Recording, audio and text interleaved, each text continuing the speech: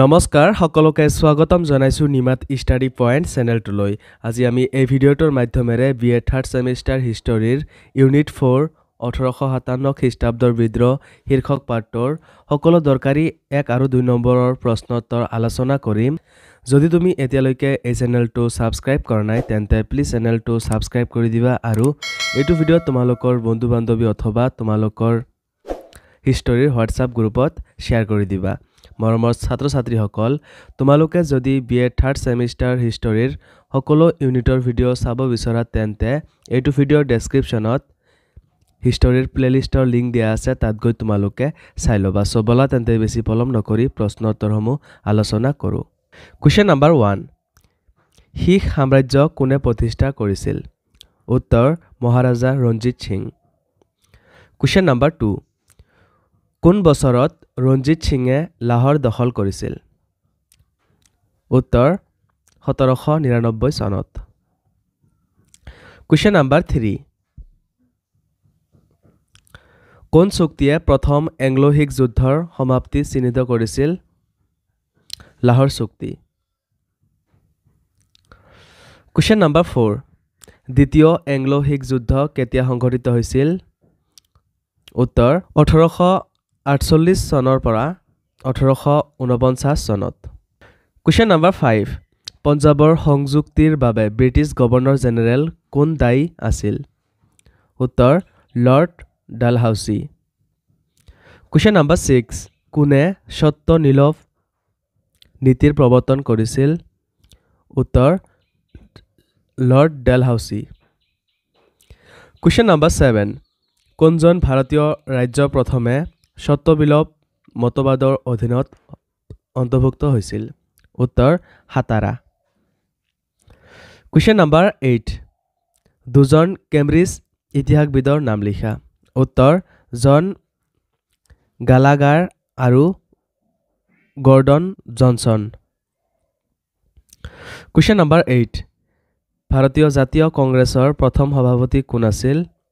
উত্তৰ WC Banerjee. Question number 9, 1857 চনৰ বিদ্ৰোহৰ প্ৰাথমিক কাৰণ কি আছিল? উত্তৰ 1857 চনৰ বিদ্ৰোহৰ প্ৰাথমিক কাৰণসমূহ বহু আৰু জটিল। সকলোতকৈ গুৰুত্বপূৰ্ণ কাৰণ আছিল ব্ৰিটিছৰ অত্যাচাৰ আৰু শোষণ। ব্ৰিটিছসকলে ভাৰতীয় কৃষক, শ্ৰমিক আৰু জমিদাৰক অত্যাচাৰ আৰু শোষণ কৰিছিল, যাৰ ফলত জনসাধাৰণৰ ভিতৰত অসন্তোষ বৃদ্ধি পায়। 2 নম্বৰ, ধাৰ্মিক আৰু সাংস্কৃতিক হস্তক্ষেপ। ব্ৰিটিছসকলে ভাৰতীয় ধৰ্ম আৰু সংস্কৃতিত হস্তক্ষেপ কৰিছিল, বিশেষকৈ নতুন কাৰ্টিজত গৰু আৰু গাহৰিৰ চৰ্বি ব্যৱহাৰৰ খবৰ পোৱা যায়, যাৰ ফলত ভাৰতীয় সেনাবাহিনীত বিৰূপ প্ৰতিক্ৰিয়া দেখা যায়।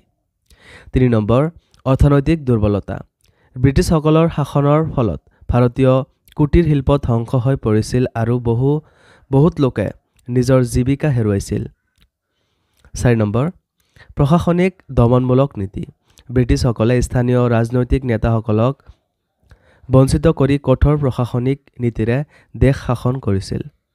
এই সকলোবোৰ কাৰণৰ ফলত 1857 চনত এক বৃহৎ বিদ্ৰোহৰ সূচনা হয়। কুৱেশ্যন নম্বৰ 10, 1857 চনৰ বিদ্ৰোহৰ 2টা মুখ্য পৰিণাম উল্লেখ কৰা। উত্তৰ 1857 চনৰ বিদ্ৰোহৰ 2টা মুখ্য পৰিণাম আছিল নম্বৰ 1, ব্ৰিটিছ ৰাজ শাসনৰ স্থাপন।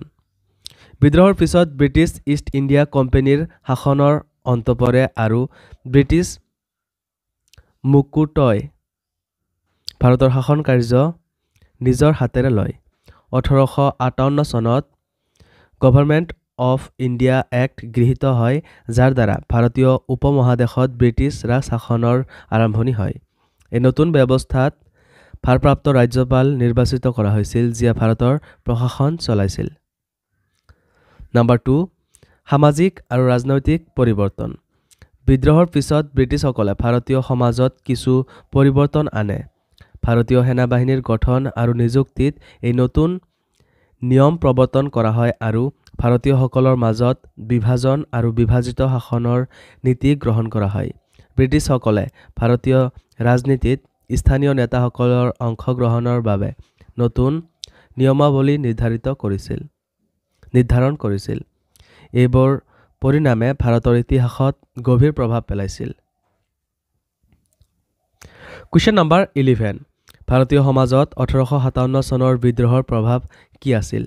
উত্তৰ 1857 চনৰ বিদ্ৰোহই ভাৰতীয় সমাজত বহু প্ৰভাৱ পেলাইছিল। প্ৰথমতে বিদ্ৰোহই সমাজত একতা আৰু ৰাষ্ট্ৰীয়তা বোধৰ সঞ্চাৰ কৰিছিল। বিভিন্ন ধৰ্ম, জাতি আৰু সম্প্ৰদায়ৰ মানুহে ব্ৰিটিছ শাসনৰ বিৰুদ্ধে একত্ৰিত হৈ সংগ্ৰাম কৰিছিল, যাৰ ফলত দেশজুৰি এক নতুন জাতীয় চেতনা বিকাশ পায়। দ্বিতীয়তে, বিদ্ৰোহৰ পিছত ভাৰতীয়সকলে সমাজত কিছুমান নতুন প্ৰশাসনিক আৰু ৰাজনৈতিক পৰিৱৰ্তন আনে। ব্ৰিটিছসকলে শিক্ষাৰ ব্যৱস্থা আৰু প্ৰশাসনৰ ক্ষেত্ৰত সংস্কাৰ আৰম্ভ কৰে, যাৰ ফলত সমাজত কিছু উন্নতি হয়। তৃতীয়তে, বিদ্ৰোহৰ পিছত ব্ৰিটিছসকলে সামাজিক নিয়ম আৰু সংস্কৃতিৰ ওপৰত অধিক নিয়ন্ত্ৰণ আনে। অসমৰ নতুন সমাজত নতুন ধাৰ্মিক আৰু সাংস্কৃতিক পৰিৱৰ্তন দেখা যায়। আনহাতে বিদ্ৰোহৰ ফলত ভাৰতীয়সকলে স্বাধীনতাৰ মূল্য আৰু নিজৰ অধিকাৰৰ বাবে সংগ্ৰাম কৰিবলৈ শিকিছিল, যিয়ে স্বাধীনতা আন্দোলনৰ পথ মুকলি কৰিছিল। কুৱেশ্যন নম্বৰ 12 1858 চনৰ ভাৰত চৰকাৰ আইনৰ মূল উদ্দেশ্য কি আছিল? উত্তৰ 1858 চনৰ ভাৰত চৰকাৰ আইনৰ মূল উদ্দেশ্য আছিল ভাৰতত ব্ৰিটিছ ৰাজ শাসন প্ৰতিষ্ঠা কৰা আৰু ইষ্ট ইণ্ডিয়া কোম্পানীৰ শাসনৰ অন্ত পৰোৱা। এই আইনৰ অধীনত নম্বৰ 1 প্ৰশাসনিক সঞ্চালন। ভাৰতৰ শাসন কাৰ্য ব্ৰিটিছ মুকুটৰ অধীনস্থ কৰা হয়। ব্ৰিটিছ কুইনৰ প্ৰতিনিধি হিচাপে এটা ভাৰতৰ ভাৰপ্ৰাপ্ত ৰাজ্যপাল নিযুক্ত কৰা হয়, যিয়ে ভাৰতৰ ৰাজনীতি আৰু প্ৰশাসন চলাইছিল। নম্বৰ 2 নীতি নিয়মৰ পৰিৱৰ্তন।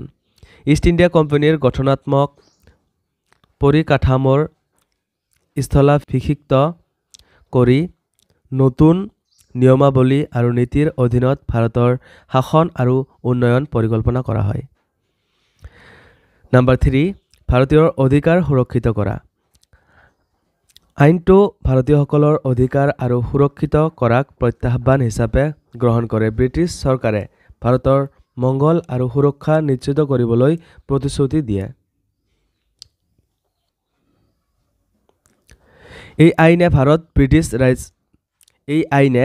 ব্ৰিটিছ ৰাজ শাসনৰ এক নতুন অধ্যায়ৰ আৰম্ভণি ঘটায় আৰু ভাৰতীয় স্বাধীনতা আন্দোলনৰ পৰিস্থিতিক পৰিৱৰ্তন কৰে।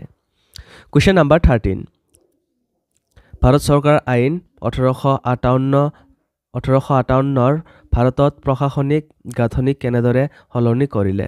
উত্তৰ ভাৰত চৰকাৰ আইন 1858 অধীনত ভাৰতৰ প্ৰশাসনিক গাঁথনি উল্লেখযোগ্যভাৱে সলনি কৰা হয়। এই আইনৰ অধীনত নম্বৰ 1 ইষ্ট ইণ্ডিয়া কোম্পানীৰ শাসনৰ অন্ত। ব্ৰিটিছ ইষ্ট ইণ্ডিয়া কোম্পানীৰ শাসন শেষ কৰি ভাৰতৰ শাসন সম্পূৰ্ণৰূপে ব্ৰিটিছ মুকুটৰ অধীনস্থ কৰা হয়। নম্বৰ 2 ভাৰতৰ ভাৰপ্ৰাপ্তৰ নিযুক্তি। ভাৰতৰ শাসনৰ বাবে এক ভাৰপ্ৰাপ্ত নিযুক্ত কৰা হয়। এই পদত থকা ব্যক্তি ব্ৰিটেইনৰ চৰকাৰৰ অধীন ভাৰতৰ প্ৰশাসনিক কাৰ্যালয় চম্ভালিবলৈ জৰিমনা আছিল। নম্বৰ 3 নতুন প্ৰশাসনিক সংস্থা। ব্ৰিটেইনৰ মন্ত্ৰীসভাৰ অধীন ভাৰতৰ এক মন্ত্ৰীসভা গঠন কৰা হয়, যিয়ে ভাৰতৰ প্ৰশাসনিক সিদ্ধান্তসমূহ গ্ৰহণ কৰিছিল। এই পৰিৱৰ্তনসকলৰ দ্বাৰা ভাৰতত ব্ৰিটিছ ৰাজ শাসনৰ সঠিক প্ৰশাসনিক গাঁথনি আৰু নিয়মাৱলী প্ৰতিষ্ঠিত কৰা হয়। কুৱেশ্যন নম্বৰ 14 ভাৰতত ৰাষ্ট্ৰীয় জাগৰণত অৱদান আগবঢ়োৱা দুজন সমাজ সংস্কাৰৰ নাম কওক। উত্তৰ ভাৰতৰ ৰাষ্ট্ৰীয় জাগৰণত গুৰুত্বপূৰ্ণ অৱদান আগবঢ়োৱা দুই সমাজ সংস্কাৰক হৈছে নম্বৰ 1 ৰামমোহন ৰায়। 1814 চনত ৰামমোহন ৰায়ে ব্ৰাহ্ম সমাজ স্থাপন কৰি ভাৰতীয় সমাজত যুগান্তকাৰী পৰিৱৰ্তন আহৰিছিল। তো নাৰী শিক্ষা ব্ৰাহ্মণৰ ধৰ্মীয় আচাৰ আচৰণৰ প্ৰতিবাদ আৰু বিধৱা বিবাহৰ অধিকাৰৰ বাবে আন্দোলন কৰিছিল। তেওঁৰ প্ৰচেষ্টাই ভাৰতীয় সমাজৰ আধুনিকীকৰণৰ পথ মুকলি কৰিছিল। নাম্বাৰ 2 দীনবন্ধু মিত্ৰ। 19 শতিকাৰ অন্যতম বিশিষ্ট সমাজ সংস্কাৰক দীনবন্ধু মিত্ৰা তেওঁ সমাজত বিশেষকৈ শিক্ষা আৰু সামাজিক ন্যায়ৰ ক্ষেত্ৰত আগবঢ়োৱা উদ্যোগৰ বাবে পৰিচিত। তেওঁ নিষিদ্ধি নামৰ প্ৰতিষ্ঠানৰ মাধ্যমে সামাজিক পৰিৱৰ্তন আৰু সংস্কাৰক অভিযান চলাইছিল। এই সমাজ সংস্কাৰকসকলৰ অমূল্য অৱদানেই ভাৰতৰ ৰাষ্ট্ৰীয় জাগৰণ আৰু সামাজিক উন্নতিৰ ক্ষেত্ৰত এক অগ্ৰগামী ভূমিকা পালন কৰিছিল। কুৱেশ্যন নাম্বাৰ 15 ভাৰতত ৰাষ্ট্ৰীয় চেতনাৰ বিকাশত অৰিহণা যোগোৱা দুটা মুখ্য কাৰক উল্লেখ কৰা। উত্তৰ ভাৰতত ৰাষ্ট্ৰীয় চেতনাৰ বিকাশত অৰিহণা যোগোৱা দুটা মুখ্য কাৰক হৈছে নাম্বাৰ 1 ৰাষ্ট্ৰীয় আন্দোলন আৰু ব্ৰিটিছ শাসনৰ প্ৰতিবাদ। 19শ শতিকাৰ প্ৰথম ভাগৰ পৰা ভাৰতীয় জনগণে ব্ৰিটিছ শাসনৰ অত্যাচাৰ আৰু শোষণৰ বিৰুদ্ধে প্ৰতিবাদ আৰু আন্দোলন আৰম্ভ কৰে। এই সময়ত চিপাহী বিদ্ৰোহত ইণ্ডিয়ান নেশ্যনেল কংগ্ৰেছ বৰগীজ আন্দোলন আদি আন্দোলনবোৰে ৰাষ্ট্ৰীয় চেতনাৰ বিকাশত প্ৰভাৱিত কৰে। নাম্বাৰ 2 সামাজিক সংস্কাৰ আৰু শিক্ষা। সমাজ সংস্কাৰকসকলৰ প্ৰচেষ্টাই ৰাষ্ট্ৰীয় চেতনাৰ বিকাশৰ ক্ষেত্ৰত গুৰুত্বপূৰ্ণ ভূমিকা পালন কৰিছিল। ৰামমোহন ৰায়, স্বামী বিবেকানন্দ আৰু সুভাষ চন্দ্ৰ বসুৰ দৰে ব্যক্তিত্বসকলে সামাজিক আৰু সাংস্কৃতিক পুনঃজাগৰণৰ মাধ্যমেৰে ৰাষ্ট্ৰীয় চেতনা বিকশিত কৰিবলৈ সহায় কৰে। এই দুটা কাৰকে ভাৰতত ৰাষ্ট্ৰীয় চেতনাৰ বিকাশত এক নতুন দিশ প্ৰদান কৰে। কুৱেশ্যন নাম্বাৰ 16 প্ৰতিষ্ঠাৰ সময়ত ভাৰতীয় জাতীয় কংগ্ৰেছৰ প্ৰাথমিক উদ্দেশ্য কি আছিল? উত্তৰ ভাৰতীয় জাতীয় কংগ্ৰেছৰ প্ৰতিষ্ঠাৰ সময়ত 1885 চনত সংগঠনটোৰ প্ৰাথমিক উদ্দেশ্য আছিল নাম্বাৰ 1 ব্ৰিটিছ চৰকাৰৰ সৈতে আলোচনা। কংগ্ৰেছৰ মূল উদ্দেশ্য আছিল ব্ৰিটিছ চৰকাৰৰ সৈতে আলোচনা আৰু যোগাযোগ স্থাপন কৰা, যাতে ভাৰতৰ সামাজিক আৰু ৰাজনৈতিক সমস্যা সমাধানৰ বাবে এক সুস্থ প্ৰতিনিধিত্বৰ দিশ আগবাঢ়ে। নাম্বাৰ 2 ব্ৰিটিছ শাসনৰ অধীন অধিকাৰ আৰু ন্যায়ৰ দাবী। ভাৰতীয় জনগণৰ অধিকাৰ আৰু স্বাৰ্থৰ সুৰক্ষা নিশ্চিত কৰাটো কংগ্ৰেছৰ এক মুখ্য উদ্দেশ্য আছিল। এই উদ্দেশ্যৰ অধীনত কংগ্ৰেছ ব্ৰিটিছ শাসনত ভাৰতৰ অধিকাৰী ৰক্ষণাবেক্ষণৰ প্ৰতি সজাগ আছিল আৰু অধিকাৰ আৰু সামাজিক ন্যায়ৰ দাবী কৰিব পৰাৰ চেষ্টা কৰিছিল। নাম্বাৰ 3 ৰাষ্ট্ৰীয় সংহতি আৰু জাতীয় চিন্তাধাৰা সৃজন। কংগ্ৰেছৰ প্ৰতিষ্ঠাৰ লগে লগে ৰাষ্ট্ৰীয় একতা আৰু চিন্তাধাৰা সৃজনৰ লক্ষ্য ৰাখিছিল, যাৰ ফলত ভাৰতৰ জাতীয় আন্দোলন আৰু একতা বৃদ্ধি পায়। এই উদ্দেশ্যবোৰে ভাৰতীয় ৰাষ্ট্ৰীয় চেতনাৰ বিকাশৰ পথ মুকলি কৰিছিল। কুৱেশ্যন নাম্বাৰ 17 বংগ বিভাজন কি বছৰত হৈছিল? উত্তৰ বংগ বিভাজন 1905 চনত সংঘটিত হৈছিল। ব্ৰিটিছ ৰাজৰ অন্তৰ্গত ভাৰতৰ 10টা অঞ্চল পূৰ্ববংগ আৰু পশ্চিম বংগ বিভক্ত কৰা হয়। এই বিভাজনৰ মূল উদ্দেশ্য আছিল দেশীয় সাম্প্ৰদায়িক শক্তিসমূহৰ মাজত বিভাজন সৃষ্টি কৰা আৰু ব্ৰিটিছ শাসনৰ অধীনত সাম্প্ৰদায়িক শক্তি বৃদ্ধি কৰা। পূৰ্ববংগত প্ৰধানকৈ মুছলমানসকলৰ বসবাস আছিল, যাৰ ফলত এই অঞ্চলখন মুছলমান জনসংখ্যাৰ বাবে সংগঠিত কৰা হৈছিল আৰু পশ্চিম বংগত প্ৰধানকৈ হিন্দু জনসংখ্যাৰ বাস কৰিছিল। এই বিভাজনে সমাজত ব্যাপক ক্ষোভ আৰু প্ৰতিবাদ সৃষ্টি কৰে। বংগ বিভাজনৰ বিৰুদ্ধে ভাৰতীয় জাতীয় কংগ্ৰেছ আৰু অন্যান্য জাতীয় নেতাসকলে তীব্ৰ প্ৰতিবাদ কৰা হয়। ৰক্ষৰৰ চনত বংগ বিভাজন পুনৰ একত্ৰিত কৰা হয় আৰু বংগ এক প্লানেশ্যন চুক্তি স্বাক্ষৰিত হয়। কুৱেশ্যন নাম্বাৰ 18 স্বদেশী আন্দোলনৰ উদ্দেশ্য প্ৰাপ্ত কৰিবলৈ ব্যৱহাৰ কৰা দুটা পদ্ধতিৰ নাম দিয়া। উত্তৰ স্বদেশী আন্দোলনৰ উদ্দেশ্য প্ৰাপ্ত কৰিবলৈ ব্যৱহৃত দুটা মুখ্য পদ্ধতি আছিল নাম্বাৰ 1 বয়কট স্বদেশী আন্দোলনৰ চলাকালত ভাৰতীয় জাতীয় নেতাসকলে ব্ৰিটিছ সামগ্ৰী শিক্ষা আৰু প্ৰতিষ্ঠানসমূহৰ বয়কট কৰিবলৈ আহ্বান জনায় এই পদ্ধতিটোৰ অধীনত ভাৰতীয়সকলে ব্ৰিটিছ উৎপাদন সামগ্ৰী কিনা বন্ধ কৰে আৰু স্বদেশী সামগ্ৰী আৰু উদ্যোগসমূহৰ প্ৰচাৰ কৰে এই পদ্ধতিৰ উদ্দেশ্য আছিল ব্ৰিটিছ অৰ্থনীতি আৰু প্ৰশাসনিক ব্যৱস্থাৰ ওপৰত চাপ সৃষ্টি কৰা নাম্বাৰ 2 স্বদেশী উদ্যোগ আৰু উৎপাদন স্বদেশী আন্দোলনৰ অংশ হিচাপে ভাৰতীয়সকলে স্বদেশী উৎপাদন আৰু উদ্যোগৰ প্ৰচাৰ কৰিছিল এই পদ্ধতিৰ দ্বাৰা স্থানীয় উৎপাদন আৰু শিল্পৰ প্ৰচাৰ আৰু সমৰ্থন কৰা হৈছিল যাৰ ফলত ব্ৰিটিছ সামগ্ৰীৰ ওপৰত নিৰ্ভৰতা কমাই অনা হৈছিল এই পদ্ধতিসমূহে স্বদেশী আন্দোলনৰ সফলতা নিশ্চিত কৰাৰ উদ্দেশ্য অৱদান আগবঢ়াইছিল Question number 19 অষ্টাদশ শতিকাৰ শিখ সম্প্ৰদায়ৰ সন্দৰ্ভত বন্দাই খালসা আৰু তাত খালসা শব্দটোৰে কি বুজায়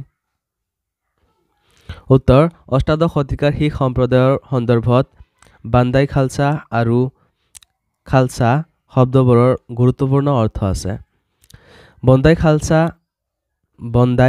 খালসাক শব্দৰ ব্যৱহাৰ শিখ সম্প্ৰদায়ৰ ইতিহাসত এক বিশেষ পৰ্যায়ৰ সৈতে জড়িত ইয়াৰ অৰ্থ হৈছে স্বাধীন সত্তা বা মুক্ত সমাজ এই পৰ্যায়ৰ সময়ত শিখ সাম্ৰাজ্যৰ অধীনত থকা শিখ সমাজে স্বাধীনতাৰ অৰ্থত এক নতুন দিশলৈ আৰম্ভ কৰে খালসা শব্দটো শিখসকলৰ মাজত এক বিশিষ্ট সামাজিক আৰু ধৰ্মীয় গোটক চিহ্নিত কৰে এই শব্দৰ অৰ্থ হৈছে শুদ্ধ বা বিনীত এই সময়ত গুৰু গোবিন্দ সিঙে শিখ সাম্ৰাজ্যৰ সেনাৰ মূৰ্তি আৰু শৃংখলা ৰূপায়ণৰ বাবে খালসা সৃষ্টিৰ উদ্যোগ লৈছিল খালসা আন্দোলনক শিখসকলৰ মাজত একতা আৰু শক্তি বৃদ্ধি কৰিবলৈ আৱশ্যক ধাৰণা ৰূপে গণ্য কৰা হৈছিল এই পৰ্যায়ৰ পৰিস্থিতিত খালসা শিখ সমাজৰ এক শক্তিশালী আৰু সমন্বিত গোটৰ প্ৰতীক হিচাপে প্ৰতিষ্ঠিত হৈছিল সমৰমৰ ছাত্ৰ-ছাত্ৰীসকল আজিলৈ এইখিনিয়ে আশা কৰোঁ এই ভিডিঅ'টো তোমালোকক সহায় কৰিছে যদি ভিডিঅ'টো ভাল লাগিছে তেন্তে এইটো ভিডিঅ' তোমালোকৰ বন্ধু-বান্ধৱী অথবা তোমালোকৰ হিষ্টৰীৰ হোৱাটছআপ গ্ৰুপত শ্বেয়াৰ কৰি দিবা চেনেলটো যদি এতিয়ালৈকে সাবস্ক্ৰাইব কৰা নাই তেন্তে প্লিজ চেনেলটো সাবস্ক্ৰাইব কৰি দিবা আৰু তোমালোকে যদি BA থাৰ্ড সেম হিষ্টৰীৰ সকলো ইউনিটৰ ভিডিঅ' চাব বিচৰা তেন্তে এইটো ভিডিঅ' ডেসক্ৰিপচনত প্লেলিষ্টৰ লিংক দিয়া আছে তাত গৈ তোমালোকে চাই ল'বা ধন্যবাদ